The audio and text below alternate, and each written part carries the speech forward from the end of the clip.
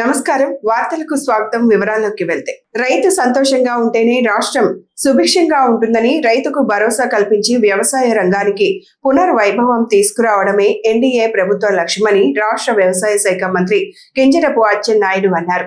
గుంటూరులో long form నందుగల NG రంగ వ్యవసాయ విశ్వవిద్యాలయంలో ఏరువాక పౌర్ణమి కార్యక్రమాన్ని పొలంలో ఎద్దుల అరక దున్ని మంత్రి ప్రారంభించారు. ఈ సందర్భంగా మంత్రి అచ్చెన్నాయుడు మాట్లాడుతూ వ్యవసాయానికి తొలి పండుగ అయిన ఏరువాకను గుంటూరులో నిర్వహించడానికి ప్రత్యేక కారణం ఉందని, రైతాంగానికి గుంటూరు జిల్లాతో అవినాభావ సంబంధం ఉన్నందున ఈ కార్యక్రమాన్ని ఇక్కడ నిర్వహించామని తెలిపారు. రాష్ట్ర జనాభాలో దాదాపు 66% మంది వ్యవసాయం అనుబంధ రంగాలపై ఆధారపడి జీవిస్తున్నారని, అందువల్ల వ్యవసాయ రంగానికి అత్యధిక ప్రాధాన్యం ఇస్తున్నామని తెలిపారు.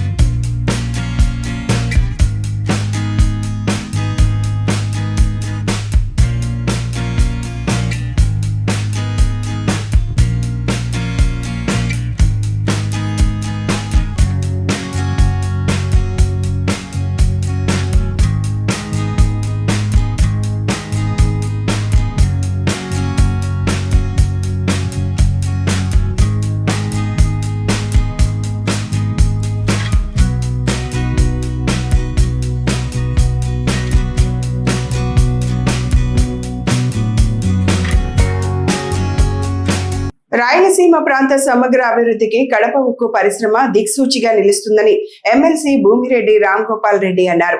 మీడియా సమావేశంలో ఆయన మాట్లాడుతూ కడప ఉక్కు పరిశ్రమ ఏర్పాటు వల్ల పారిశ్రామిక అభివృద్ధితో పాటు స్థానిక యువతకు పెద్ద ఎత్తున ఉపాధి అవకాశాలు లభిస్తాయని పేర్కొన్నారు. రాయలసీమలో పెట్టుబడులు పెరిగి అనుబంధ పరిశ్రమలు అభివృద్ధి చెందడంతో ప్రాంత ఆర్థిక వ్యవస్థ బలోపేతం అవుతుందని ఆయన అభిప్రాయపడ్డారు. కడప ఉక్కు పరిశ్రమను వేగంగా పూర్తి చేసి ఉత్పత్తి ప్రారంభించే దిశగా ప్రభుత్వం అవసరమైన చర్యలు తీసుకోవాలని ఆయన కోరారు. రాయలసీమ ప్రాంత ప్రజలు ఎన్నో దశాబ్దాలుగా ఎదురు చూస్తున్న కడప ఉక్కు ఫ్యాక్టరీ నిర్మాణ ప్రక్రియ త్వరలోనే ప్రారంభమయ్యి ప్రజల ఆకాంక్షలను నెరవేర్చబోతూ ఉంది. దాదాపు రెండు దశాబ్దాల క్రితమే కడపలో ఉక్కు ఫ్యాక్టరీని నిర్మిస్తామని చెప్పి అప్పటి కాంగ్రెస్ ప్రభుత్వం రాయలసీమ ప్రాంత ప్రజానీకానికి ద్రోహం చేయడం జరిగింది.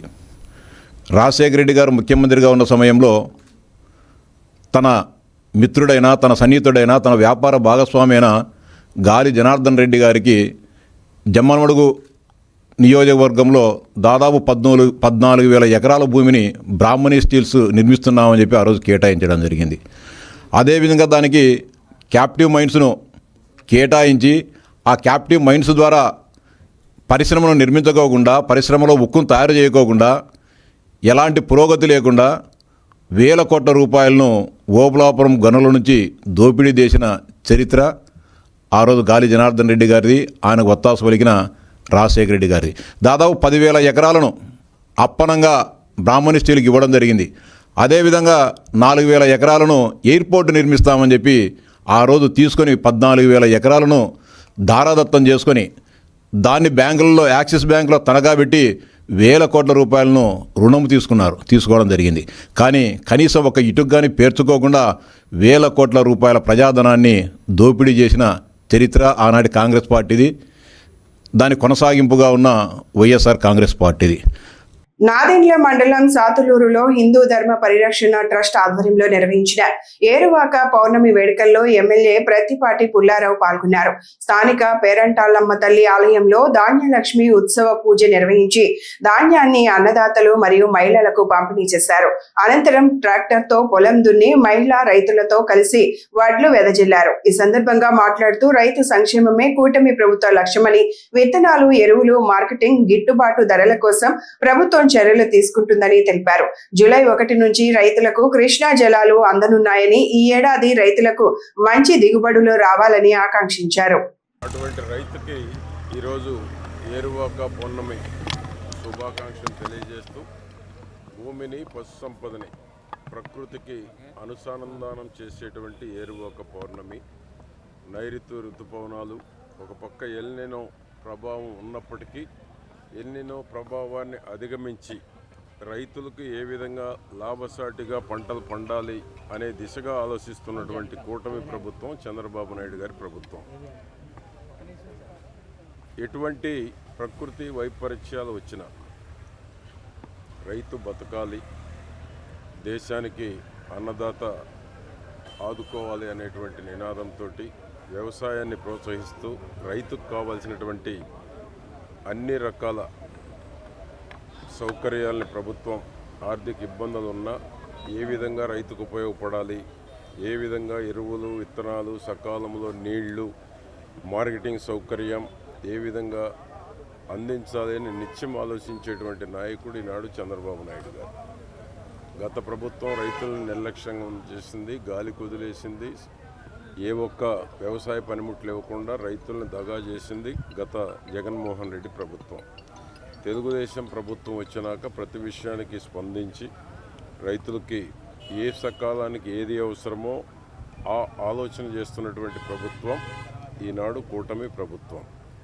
అందుకనే చంద్రబాబు గారు ప్రతినిత్యం రైతు బాగుండాలి, రైతే దేశానికి వెన్నెముక, దేశానికి అన్నం పెట్టేటువంటి రైతు బాగున్నప్పుడే ప్రభుత్వమైనా, రాష్ట్రమైనా, దేశమైనా బాగుంటుందనేటువంటి నమ్మిన వ్యక్తి చంద్రబాబు నాయుడు గారు. అందుకనే ఈనాడు భూమికి, పశు సంపదకి అనుసంధానం చేసేటువంటి ప్రకృతి ఈనాడు నైరుతి ఋతుపవనాలు ఒక పక్క, మృగశిర కార్తె మరొక పక్క అన్నీ కలిసి ఈరోజు సకాలంలో నీళ్లు జూలై 1కే కృష్ణా నీటిని వదులుతున్నారు. గతంలో ఎప్పుడూ లేదు. జూలై 1కే నీళ్లు వదిలి రైతులను ఆదుకోవాలనే దిశగా ప్రభుత్వం ఆలోచన చేస్తూ ఉంది. సాగునీటి రంగానికి టాప్ ప్రయారిటీ కూడా ఇవ్వటం జరుగుతూ ఉంది. ఆ విధంగా ఏ అవకాశం వచ్చినా టెక్నాలజీ వాడుకొని ప్రభుత్వానికి ఏది అందుబాటులో ఉన్నా రైతుకు వ్యవసాయం లాభసాటిగా మార్చాలి అనేటువంటిదే ఈ ప్రభుత్వం యొక్క ప్రధానమైనటువంటి ఉద్దేశం. ఆ దిశగా ఈరోజు ఏరువాక పౌర్ణమి కార్యక్రమాన్ని సాతులూరు గ్రామంలో మా సత్యనారాయణ ఆధ్వర్యంలో బీజేపీ వాళ్ళు ఇక్కడికి వచ్చి రాష్ట్ర స్థాయి నాయకులు కూడా ఇక్కడికి రావటం జరిగింది.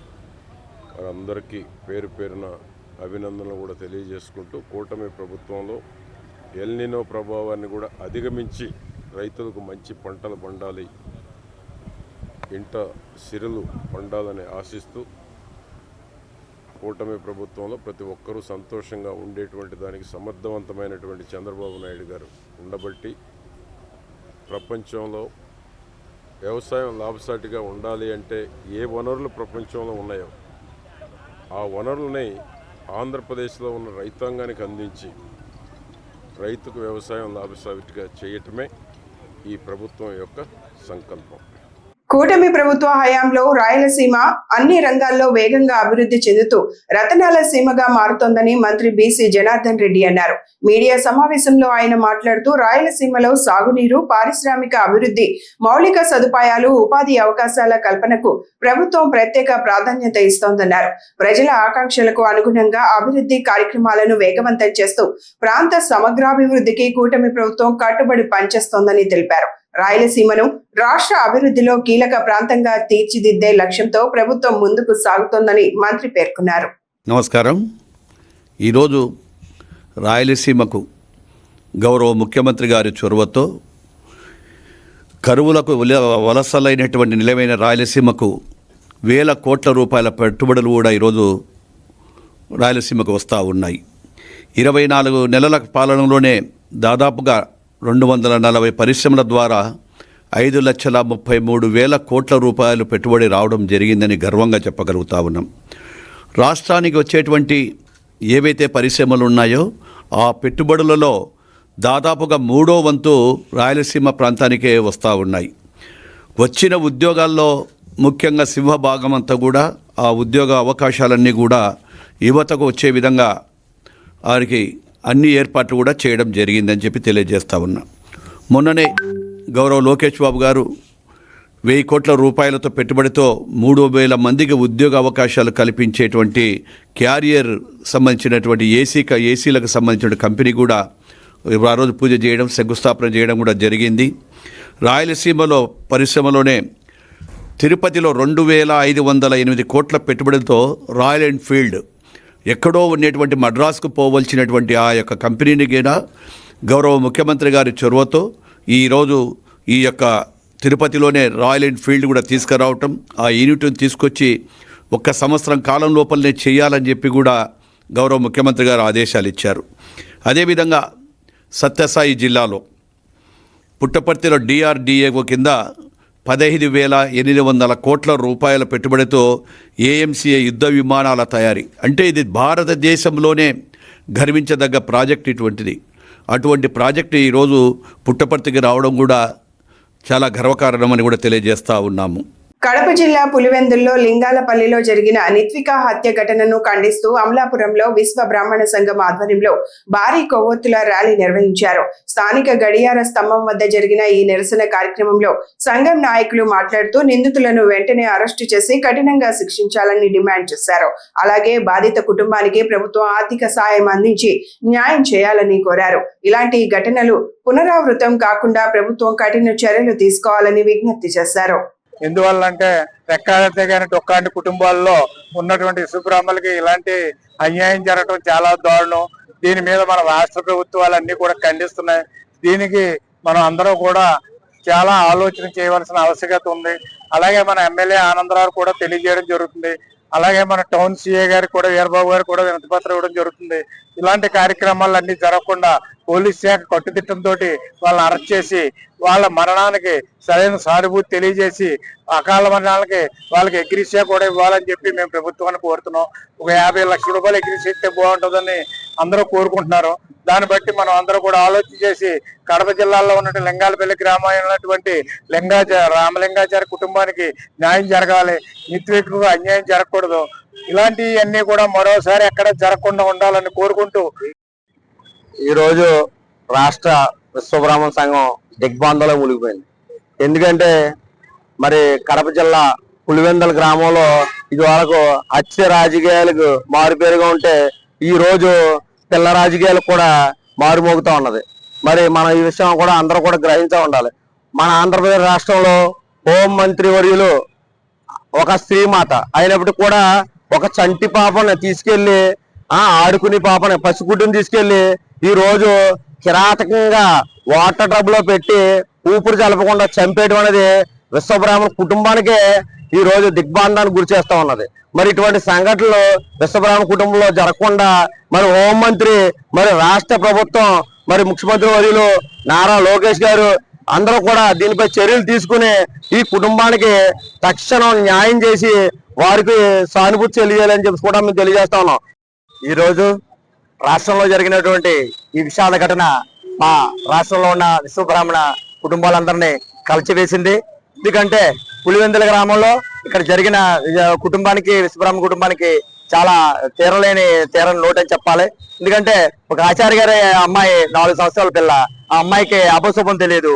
అటువంటి పాపని పక్కన ఇరుగు పొరుగు ఉన్న కుటుంబాల్లో అక్కడ ఏదో గొడవలు జరిగి ఇరు వర్గాల మధ్య ఉన్న తలపోటు మీద ఆ పిల్లని నీటి కుండలో ముంచేసి ఒక నీటి డ్రమ్ములో తలకిందులుగా ముంచి చంపేయడం అనేది చాలా అమానుషమైన ఘటన.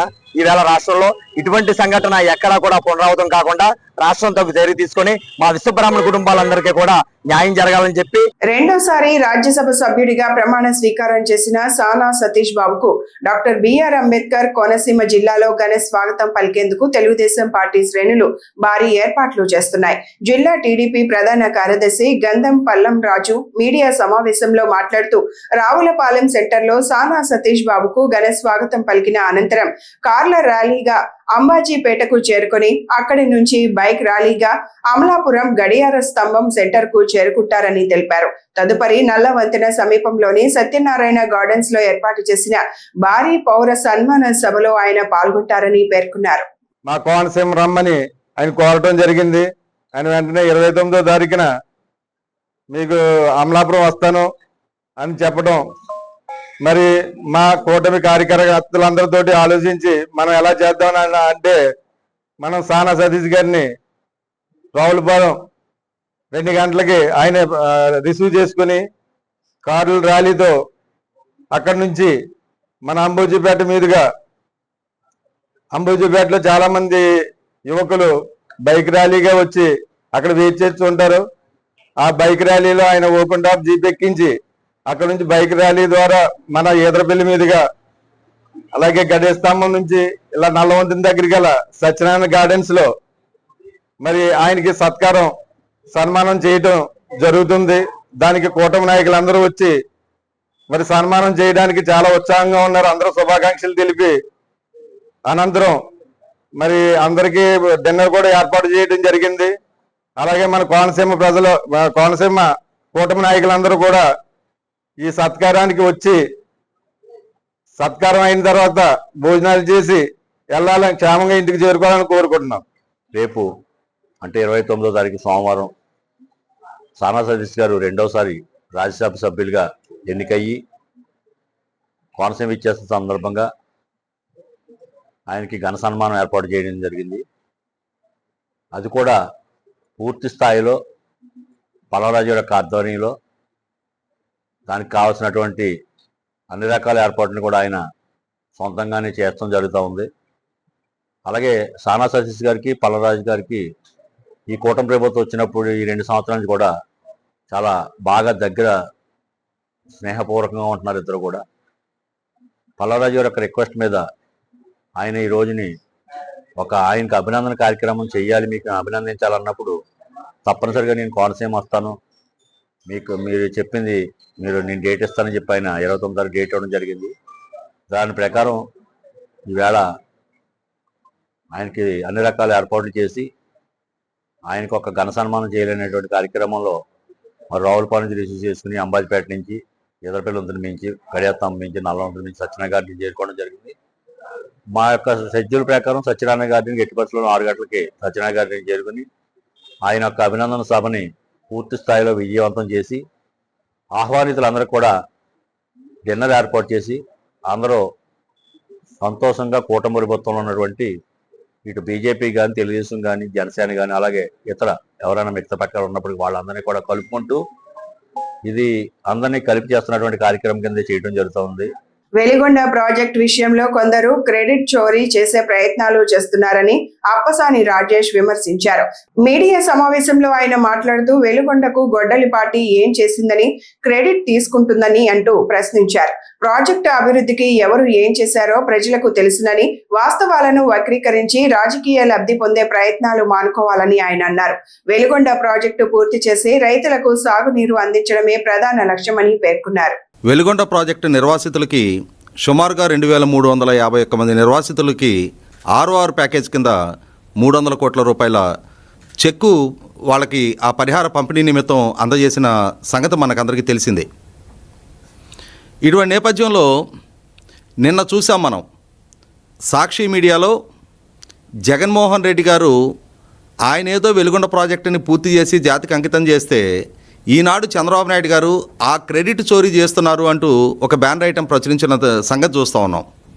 అంటే ప్రతి సందర్భంలో ప్రభుత్వం ఏదైనా ఒక ప్రాజెక్టు కంప్లీట్ చేసి ఆ ఫలాన్ని ప్రజలకు అందించే సందర్భంలో ఈ ప్రాజెక్టుని నేనే పూర్తి చేశా, నా హయాంలోనే ఈ ప్రాజెక్టు పూర్తయిపోయింది, ఈ ప్రాజెక్టు పూర్తయిపోయిన ఫలాన్ని ప్రజలకు అందించింది నేనే, కానీ చంద్రబాబు నాయుడు గారు క్రెడిట్ చోరీ చేస్తున్నారు అని చెప్పని పదే పదే ఈ మధ్యకాలంలో మా యువ నాయకులు, మా జాతీయ వర్కింగ్ ప్రెసిడెంట్ నారా లోకేష్ గారు చెప్తున్నట్టుగా క్రెడిట్ చోరీ డిజార్డర్, ఆ డిజార్డర్తో బాధపడుతున్న జగన్మోహన్ రెడ్డి గారు, వాళ్ళ కుటుంబ యాజమాన్యంలో ఉన్న సాక్షి పత్రిక, వాళ్ళ సోషల్ మీడియా ఏ విధమైన ప్రచారాలకు పాల్పడుతుంది చూస్తూ ఉన్నాం మనం.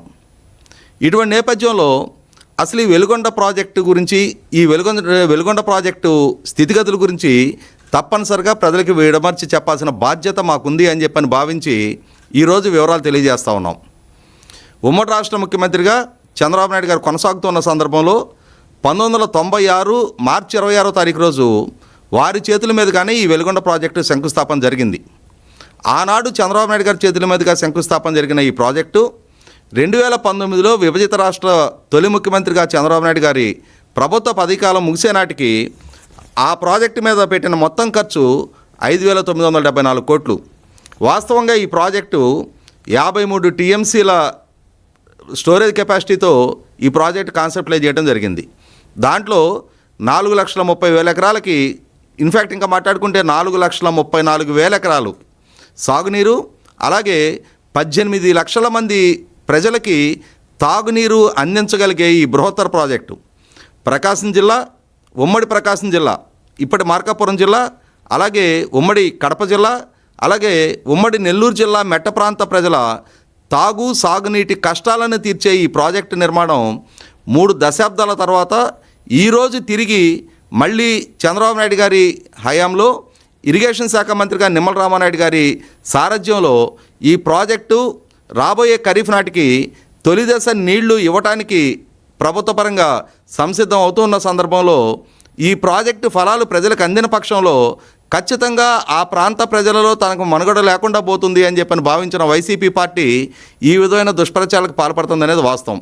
జాతీయ ఆరోగ్య మిషన్ ఆధ్వర్యంలో నిర్వహిస్తున్న పల్స్ పోలియో కార్యక్రమంలో భాగంగా జిల్లా కేంద్రంలోని అంబేద్కర్ నగర్ మండల పరిషత్ ప్రాథమిక పాఠశాలలో ఏర్పాటు చేసిన పోలియో చుక్కల కార్యక్రమాన్ని జిల్లా కలెక్టర్ సందీప్ కుమార్ జా ప్రారంభించారు. ఈ సందర్భంగా 0 నుంచి 5 సంవత్సరాల లోపు చిన్నారులకు స్వయంగా పోలియో చుక్కలు వేశారు. అనంతరం మాట్లాడుతూ ప్రతి 5 ఏళ్ల లోపు చిన్నారికి తప్పనిసరిగా పోలియో చుక్కలు వేయించాలని సూచించారు. పోలియో రహిత సమాజ నిర్మాణంలో ప్రతి ఒక్కరూ భాగస్వాములు కావాలని, గ్రామీణ పట్టణ ప్రాంతాల ప్రజలు తమ చిన్నారులను సమీపంలోని పోలియో కేంద్రాలకు తీసుకువచ్చి చుక్కలు వేయించాలని కోరారు.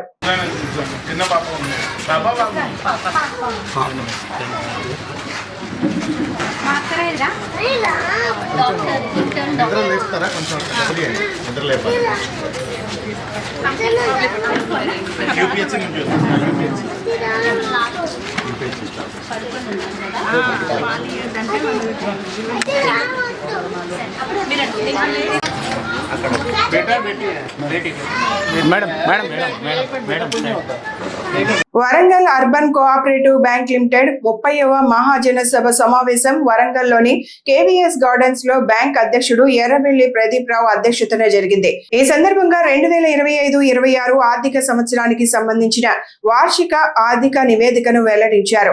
బ్యాంకు మొత్తం వ్యాపారం 22% వృద్ధితో 454.72 కోట్లకు చేరుకోగా స్థూల లాభం 3.03 కోట్లు, నికర లాభం 2.15 కోట్లుగా నమోదైంది. డిపాజిట్లు 20.52% పెరిగి 263.97 కోట్లకు చేరుకోగా రుణాల మంజూరు 23.77% వృద్ధితో 190.75 కోట్లకు చేరుకుంది. స్థూల నిరర్ధక ఆస్తులు 2.52%గా ఉండగా కఠినమైన రుణ వసూళ్ల చర్యలతో నికర నిరర్ధక ఆస్తులు 10% తగ్గినట్లు బ్యాంకు యాజమాన్యం వెల్లడించింది. వరంగల్ అర్బన్ కోఆపరేటివ్ మహాజన సభకు వచ్చిన షేర్ హోల్డర్స్ కానీ, ఖాతాదారులకు కానీ, మా బ్యాంక్ వైస్ చైర్మన్, డైరెక్టర్ మరియు అందరికి పత్రికా విలేకరులకు అందరికీ పేరు పేరు నమస్కారాలు తెలియజేస్తూ వరంగల్ అర్బన్ కోఆపరేటివ్ బ్యాంకు 2000 సంవత్సరంలో మేము ఈ కమిటీ బాధ్యతలు తీసుకున్న దానికి ఇప్పటి వరకు అంచెలంచెలుగా ఎదుగుతూ తెలంగాణలో ఒక కోఆపరేటివ్ బ్యాంక్ ఏది ఆదర్శంగా నడిచేది వరంగల్ అర్బన్ బ్యాంక్ అని చెప్పే విధంగా ఆర్బీఐ కానీ, కోఆపరేటివ్ సంస్థలు కానీ, ఆ పాలక వర్గం వీటిని తీర్చిదిద్దిన విషయం వాటాదారులకు, షేర్ హోల్డర్లకు తెలిసిన విషయం. ఇది ఈ అర్బన్ బ్యాంక్ ఇంతకు ముందు వరంగల్ పూర్వ జిల్లాకు పరిమితం ఉండేది. అట్లాంటిది ఇప్పుడు తెలంగాణ వ్యాప్తంగా మేము అర్బన్ బ్యాంకును విస్తరించే అవకాశం ఆర్బీఐ కానీ, కోఆపరేటివ్ కానీ ఈ సంవత్సరం మనకు ఇచ్చిన విషయం మీ ద్వారా వరంగల్ ప్రజానికానికి తెలియపడుతుంది.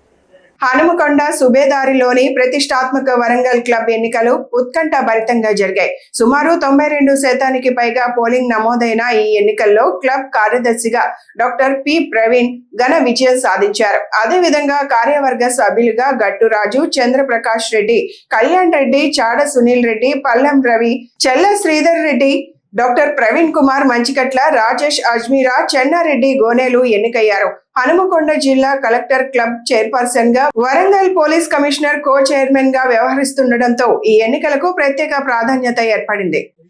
క్లబ్ ఎలక్షన్స్ మంచి సెక్రటరీగా చాలా ఆనందం. దీనికి తోడ్పడిన చాలా మంది క్లబ్ మెంబర్స్ కి నేను కృతజ్ఞతలు. నా మీద ఉంచిన ఆర్డర్ని 100% కానీ మేనిఫెస్టో ప్రకారంగా చాలా మార్పులు చేర్పులు చేసి నేను తీసుకురావాలని 100% రిక్వెస్ట్ చేస్తాను. నాతో తెలిసిన వాళ్ళందరికీ, కంటెస్టెంట్స్ అందరికీ, వాళ్ళు కూడా వాళ్ళని టీం వర్క్ లా వర్క్ చేస్తాము. పాత వర్క్ వాళ్ళందరూ తిరిగి తీసుకొని అందరి మెంబర్స్ ఇన్పుట్ తీసుకుని నేను ఫర్దర్ గా ఒక దీంట్లో చాలా లైక్ ఫ్యామిలీ బెనిఫిట్ చేయాలనేది, ఫ్యామిలీ రెస్పాన్సిబిలిటీ, తర్వాత లీగ్ మెంబర్షిప్ ట్రాన్స్ఫర్ చేయడం వల్ల, అలా కాకుండా ఇన్ఫ్రాస్ట్రక్చర్, అలా కాకుండా మనకి బేసికలీ బయట చేయడం, తర్వాత యాప్ మన రెగ్యులర్ యాప్ ఇంప్రూవ్ చేయడము, ఇలా చాలా. తర్వాత financial audit, every 3 months financial audit ఇలాంటి మేము చెప్పిన మేనిఫెస్టో చెప్పిన ఇవి కాకుండా అందరి మెంబర్స్తో కూడుకొని ఇన్పుట్స్ తీసుకుంటాము. అండ్ మేడ్చల్ జిల్లా కుత్బుల్లాపూర్ నియోజకవర్గంలోని సురారం శివాలయ నగర్లో పల్నాటి శివకుమార్ ఆధ్వర్యంలో పల్స్ పోలియో కార్యక్రమం నిర్వహించారు. ఈ కార్యక్రమానికి కుత్బుల్లాపూర్ ఎమ్మెల్యే కేపీ వివేకానంద గౌడ్ ముఖ్య అతిథిగా హాజరై చిన్నారులకు పోలియో చుక్కలు వేయించారు. అనంతరం పిల్లలకు పౌష్టికాహార కిట్లను పంపిణీ చేశారు. ఈ సందర్భంగా ప్రజారోగ్య పరిరక్షణలో పల్స్ పోలియో కార్యక్రమం కీలకమని, ప్రతి చిన్నారికి పోలియో చుక్కలు వేయించాలని పిలుపునిచ్చారు. ఈ కార్యక్రమంలో కార్పొరేటర్ మంత్రి సత్యనారాయణ, కార్పొరేటర్ సురేష్ రెడ్డి, డివిజన్ అధ్యక్షుడు పుప్పల్ల భాస్కర్, బీఆర్ఎస్ ఉద్యమకారుడు వారాల వినోద్, బీఆర్ఎస్ సీనియర్ నాయకుడు కొండగండ్ల శ్రీనివాస్ రెడ్డి, మహిళా అధ్యక్షురాలు హేమలత రెడ్డి, మహిళలు, కాలనీ వాసులు పాల్గొన్నారు.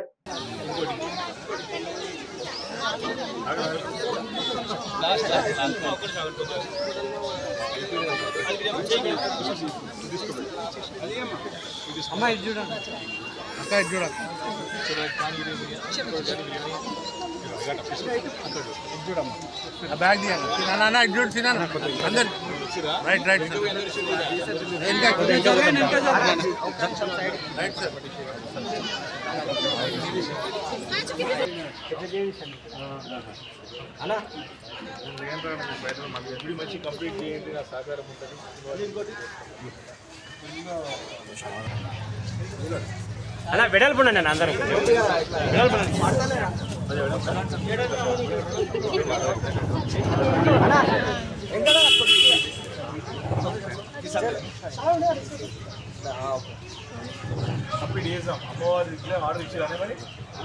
గ్రేటర్ వరంగల్ మున్సిపల్ కార్పొరేషన్ నూతన కమిషనర్ గా బాధ్యతలు స్వీకరించిన టి వెంకన్న సోమవారం హనుమకొండ జిల్లా కలెక్టర్ GWMSC ప్రత్యేక అధికారి చాహద్ బాజ్పాయ్ ను కలెక్టరేట్ లో మర్యాద పూర్వకంగా కలిశారు. ఈ సందర్భంగా కమిషనర్ టి వెంకన్న కలెక్టర్ కు పూల మొక్కను అందచేయగా జిల్లా కలెక్టర్ నూతన కమిషనర్ కు శుభాకాంక్షలు తెలియజేశారు. అనంతరం నగర అభివృద్ధి, ప్రజలకు మెరుగైన మున్సిపల్ సేవల అందజేత, పారిశుద్ధ్యం, తాగునీటి సరఫరా, నగర మౌలిక సదుపాయాల అభివృద్ధి తదితర అంశాలపై ఇరువురు అధికారులు చర్చించారు.